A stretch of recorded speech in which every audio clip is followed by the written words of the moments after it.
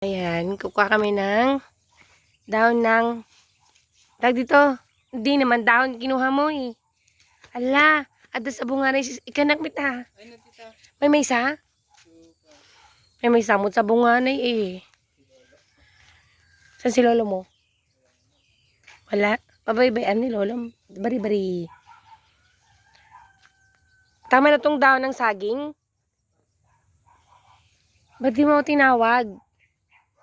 Hoy, pag alam nga ito sa bunga na may maysa amit. Jigi ni Tito Inyor mo, kuha ka.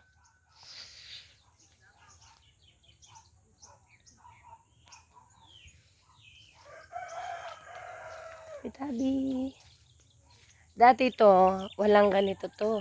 Dito madamo. Nung buhay pa yung mother ko.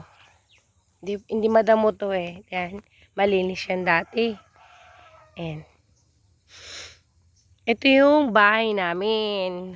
Ayan. Pinabayaan na ng tatay ko. Pinabayaan na niya. Nasira na siya oh. Nabagyo. Kastalatan. Ganyan na lang yan. Hindi niya hindi man lang niya inaayos. Kaya pag umuwi kami ng probinsya namin, is, kung saan kami nag-stay. Sa kapatid ko, tita ko, ganun. Ayan, shoutout sa, darling Angie ko. Ito yun, yung sinasabi ko sa yung bahay namin. Kaya, ito yung, dahilan bakit hindi ako gaano nagbabakasyon. Kasi, ito nga yung tirhan namin, no. Pwede naman namin to linisin. Kaso nga lang, andyan yung tatay namin. Ang dami niyang mga nilalagay dyan na magamit ng mga pangbukid niya, ganun. Saka na namin to ayusin kapag lahat kami mag-ayos dito eh. Pati yung kusina ayusin namin. Ayun nabagyo yan eh.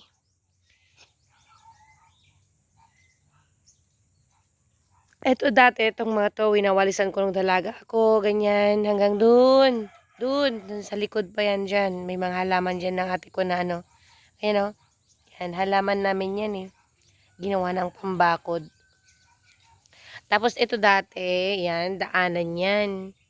Ito yung daanan dati. Pero iniba na nila. Nagbago na.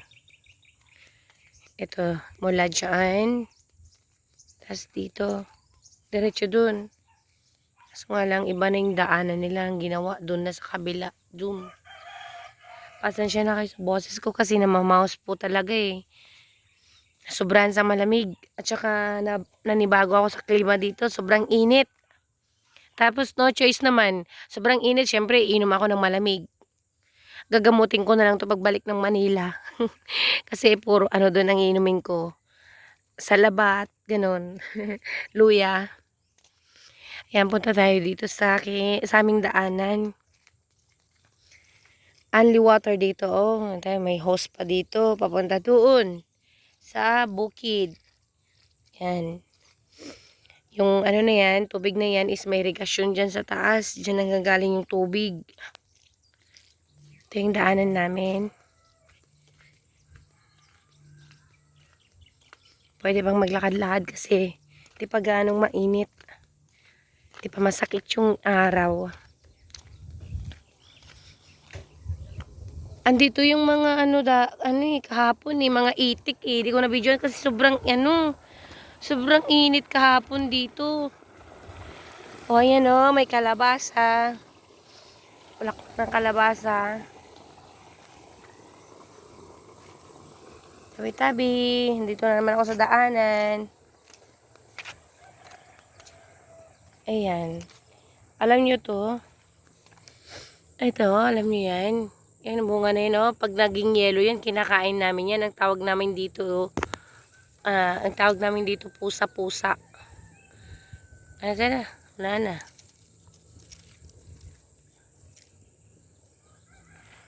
Ayan. Pusa-pusa ang tawag namin dati.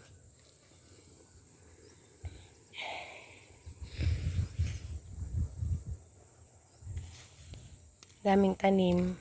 Pwede magtanim dito sa gilid-gilid lang ng bukid.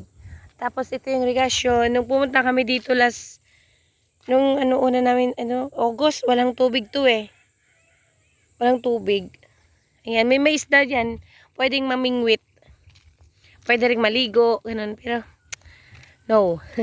May poso naman ako, doon na lang ako maligo. Baka malunod pa ako dyan sa irigasyon. Di naman ako marunong lumangoy.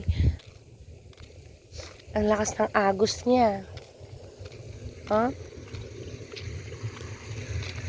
Ang lakas ng agos ng tubig dun. Ayan, dinig na dinig nyo naman. Eto, papunta dun sa ilog namin. Ayan, may video din ako para dyan. May ano ako dyan, may video. Diyos ko, tamnan na lahat yung daanan ng mais. Kaya hirap na hirap kami dumaan.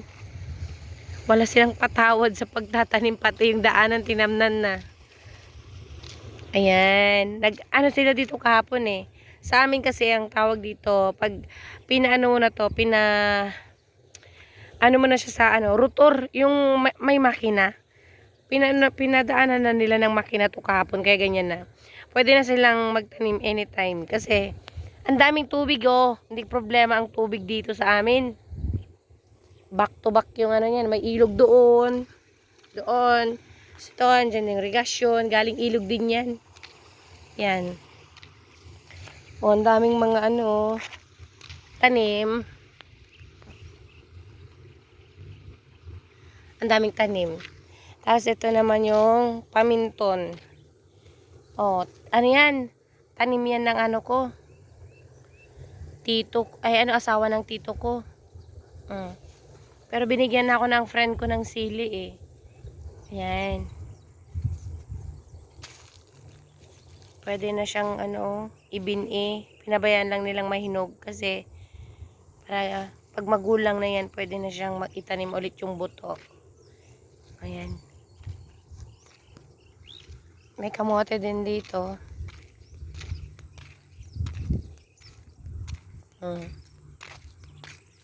Diba?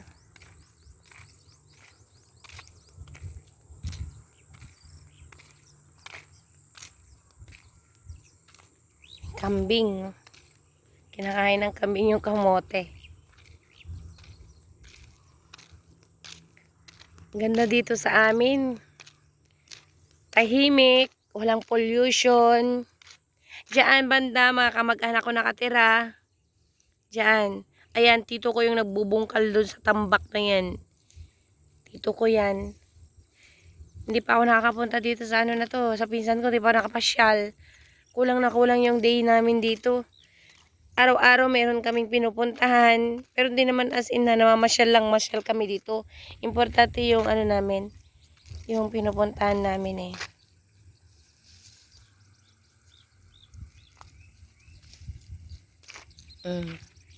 Back to back yung tamnan dito. Ang daming sa amin dito, balatong. Yan, monggo yan kapag tinanggal yung buto. Halo to eh. Ang tawag dito, may monggo, may to siya, yung sitaw. Sitaw na maigsi. Ganyan.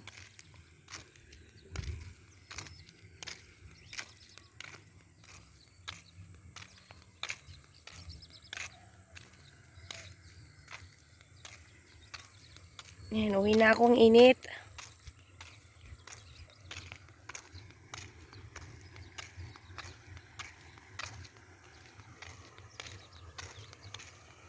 Maglalaba pa ako ng damit ko. Ayan. Dito tayo mag-swimming. Oh, darling Angge. Mag-swimming tayo dyan. Ano ba yan? Bad trip talaga ako. Wala akong boses. Ang pangit ng boses ko. Namamaos.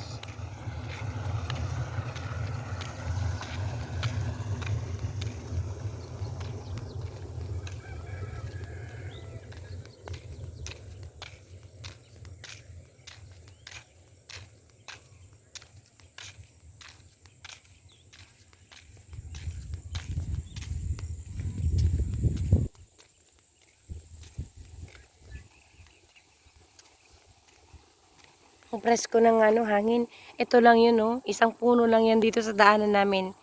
Pero yung hangin niya, ang presko. Sarap yung hangin. May nagpiknik dito kahapon, no? Kasi dito siya nagpastol ng kanyang itik. Diyan. Dito siya nagluto-luto kahapon ng pagkain nila. Hindi ko na-videohan kasi sobrang init eh. Hindi ako lumalabas na dito pag mga 11, 12, 1, 2, 3, 4. Ayan, mainit. Sobrang init.